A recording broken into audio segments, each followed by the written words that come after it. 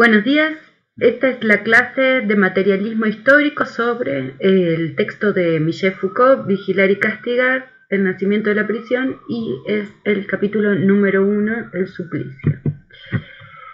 Este texto comienza, como ya vimos también en el otro, con el análisis de un documento que es un castigo que se le implementó a Damiens en 1757, que fue condenado por parricidio y se lo condena a pública retractación ante la puerta principal de la iglesia de París, a donde debía ser llevado y conducido en una carreta, desnudo, en camisa, con una hacha de cera encendida de 2 libras de peso en la mano. Después, en dicha carreta, a la plaza de Grève, sobre un caldazo que allí habrá sido levantado, deberán serle atenaceadas las tetillas, brazos, muslos y pantorrillas, y su mano derecha ha sido en esta el cuchillo con que cometió dicho parricidio, quemada con fuego de azufre, y sobre las partes atenaceadas se le verterá plomo derretido, aceite hirviendo, pez, resina ardiente, cera y azufre fundidos juntamente, y a continuación su cuerpo estirado y desmembrado por 4 caballos, y sus miembros y troncos consumidos por el fuego, reducidos a cenizas, y sus cenizas arrojadas al viento. Esta justamente es el inicio del relato del texto que estamos exponiendo, y una vez que analiza o que da cuenta de esta condena, inmediatamente pasa a mostrarnos que 3/4 de siglo después, o sea, más o menos 75 años, estamos hablando de 1832, hay un reglamento, otro documento que él ha encontrado, redactado por Léon Fouché, para la Casa de Jóvenes Delincuentes de París. Da todos los articulados, pero lo que podemos ver, al igual que la fábrica de mujeres del texto anterior de Foucault, esto sí ya es algo más prescripto y constante, y donde aparecen distintas modificaciones entre uno y otro forma de castigar, ¿sí? Y entonces lo que estamos viendo justamente es que hubieron, según Foucault, 2 grandes modificaciones entre el castigo aplicado en el 1700 y el castigo aplicado en el 1800. La primera modificación es la desaparición de los suplicios, la desaparición del dolor físico.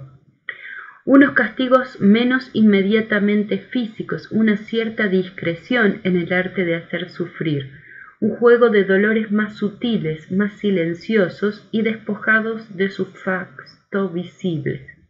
A finales del XVIII y comienzos del siglo XIX, a pesar de algunos grandes resplandores, la sombría fiesta punitiva se está extinguiendo.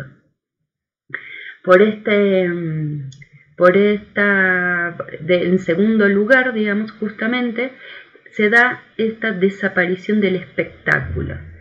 En realidad comienza a haber un avergonzamiento, si se quiere, podríamos decir, del acto de castigar, lo que es transmitido por el juez al momento de hacer su sentencia, de aplicar su sentencia. Este espectáculo de la muerte se transmite en realidad a una serie de saberes y de conocimientos y de personas extrajurídicas, según Foucault justamente, que hace que el hecho de aplicar una sentencia por parte del juez sea recaiga menos en su persona y más en el conjunto de la sociedad. Esto supondría justamente la desaparición del espectáculo de una forma como la vimos con Damiens, y la aparición de todo un saber, un set de saber-poder, como él va a terminar diciendo, que construyen otra relación con los cuerpos. Entonces, dice él, el castigo tenderá pues a convertirse en la parte más oculta del proceso penal. Ahora, la pregunta es, si el cuerpo no es ya el objeto de la penalidad en el mundo moderno, ¿Cuál es? ¿Sobre qué? ¿Cuál es su presa? ¿Sobre qué se establece su presa? O sea, ¿hacia dónde se dirigen los castigos? Y entonces, dice Foucault, puesto que ya no es el cuerpo, es el alma. A la expiación que causa estragos en el cuerpo, debe suceder un castigo que actúe en profundidad sobre el corazón, el pensamiento, la voluntad, las disposiciones. Es por ello, justamente, que se aplican esta serie de penalidades que no actúan directamente, aunque obvio, cuando a alguien, dice Foucault, se lo apresa, también es el cuerpo del que estamos hablando, pero en realidad el sistema carcelario, el sistema de sometimiento, de fijación, el sistema institucional en general, no apela al cuerpo físico, sino apela mucho más justamente a generar un dolor sobre el alma, que a su vez va a tener una función positiva, como va a decir Foucault justamente con las reglas generales. Las reglas generales entonces de este estudio es no centrar el estudio de los mecanismos punitivos en sus únicos efectos represivos, justamente, sino verlos como una función positiva, ¿sí? Considera por consiguiente el castigo como una función compleja. También hay que analizar estos métodos punitivos no como simples secuencias de reglas de derecho o como indicadores de estructuras sociales, sino como técnicas específicas del campo más general de los demás procedimientos de poder. Es una forma de aplicación del poder. Es una táctica política y finalmente va a terminar diciendo es una estrategia, digamos, de organización de la sociedad. En lugar de tratar la historia del derecho penal y las ciencias humanas como dos series separadas, en realidad el derecho penal forma parte de las ciencias humanas, ¿sí? Hay una matriz común, digamos, él va a decir, y hay que buscar si no dependen ambas de un proceso de formación epistemológico jurídico. O sea, hay un proceso de construcción del conocimiento, por lo tanto hay un proceso de construcción de lo social, y por lo tanto justamente hay un proceso de construcción del modo en cómo se castiga y se arma todo este proceso jurídico, y esto es una función de la sociedad en conjunto. Finalmente, examinar si esta entrada del alma en la escena de la justicia penal y con ella la inserción en la práctica judicial de todo un saber científico no será en realidad el efecto de una transformación en la manera en que el cuerpo mismo está investido de relaciones de poder, ¿sí? Entonces, al plantearnos todo esto, lo que finalmente estamos viendo es el modo en que las relaciones de poder se instalan en los cuerpos de las personas, y cuerpo en el sentido más complejo del cuerpo, no solo el cuerpo físico, sino el cuerpo en su totalidad, en su voluntad y en su capacidad de acción a partir de esa voluntad.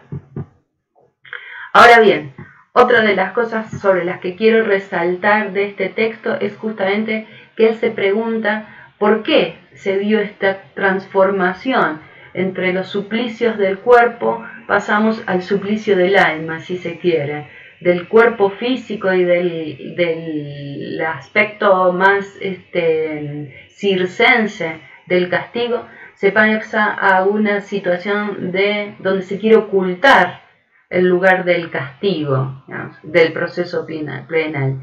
Y entonces él apela a otro libro que es de Rushi Kirchheimer, donde se puede sacar cierto número de puntos de referencias. Desprenderse, en primer lugar, de la ilusión de que la penalidad es ante todo una manera de reprimir los delitos. O sea, no se castiga al delito. Ya Durkheim, en la división del trabajo social, en este maravilloso libro clásico de Durkheim, del padre de la sociología, él dice justamente, no lo voy a poder decir textual porque siempre me equivoco, pero no es castigo por lo que se realizó, sino que no es delito por la acción en sí misma, no es delito la acción en sí misma, sino que es delito porque lo castigamos. O sea, porque la sociedad decide, digamos, que eso es un delito, ¿sí? En ese sentido también Foucault opina que hay que analizar más bien los sistemas punitivos concretos, o sea, qué estamos haciendo sobre los cuerpos, situarlo en un campo de funcionamiento donde la sanción no es el único elemento, demostrar que las medidas punitivas no son simplemente mecanismos negativos que permitan reprimir, impedir, excluir, suprimir, sino que están ligadas a toda una serie de efectos positivos y útiles que construyen lo social, a los que tienen por misión sostener, ¿sí? Y que finalmente, obvio, va a dar pie a nuestra organización actual que llamamos sociedad. En esta línea, dice Rush y Kirchheimer, han puesto en relación los diferentes regímenes punitivos con los sistemas de producción, de los que toman sus efectos. Entonces tendríamos una historia de los sistemas punitivos paralela al modo en cómo se fue transformando el modo de producción. Así, en una economía servil, los mecanismos punitivos tendrían el cometido de aportar una mano de obra suplementaria y de construir una esclavitud civil al lado de la que mantienen las guerras o el comercio. Con el feudalismo, en una época en que la moneda y la producción están poco desarrolladas, se asistiría a un brusco aumento de los castigos corporales porque no habría otro lugar de sanción que no fuera justamente el cuerpo. Pero al existir un sistema industrial, un mercado libre de la mano de obra, la parte del trabajo obligatorio hubo que disminuir esos castigos justamente corporales que se da, y en el siglo XIX justamente se da esta disminución sustituida por una detención con fines correctivos. Hay sin duda no pocas observaciones que hacer sobre esta correlación estricta. Entonces, nuevamente él va a terminar diciendo, si entonces observamos así este sistema punitivo, estas formas de castigo, lo que vemos es que de lo que estamos viendo o de lo que estamos hablando es en realidad del cuerpo, como ya dije antes. El cuerpo solo se convierte en fuerza útil, en fuerza de trabajo, al estilo de Marx, cuando es a la vez cuerpo productivo y cuerpo sometido.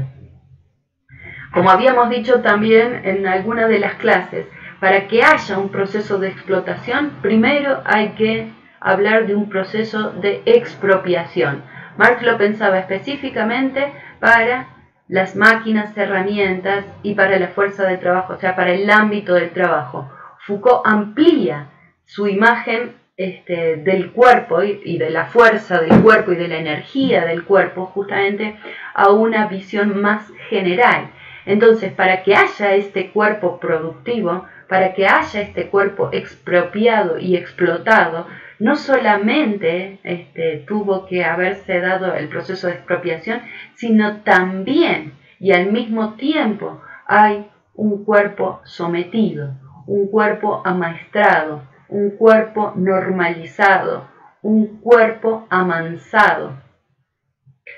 Puede existir un saber del cuerpo que no es exactamente la ciencia de su funcionamiento, o sea, no necesariamente la medicina colabora con esta construcción de la epistemología poder o la epistemología política o la epistemología de los cuerpos. También hay un dominio de sus fuerzas que es más que la capacidad de vencerlas. Este saber y este dominio constituyen lo que podría llamarse la tecnología política del cuerpo.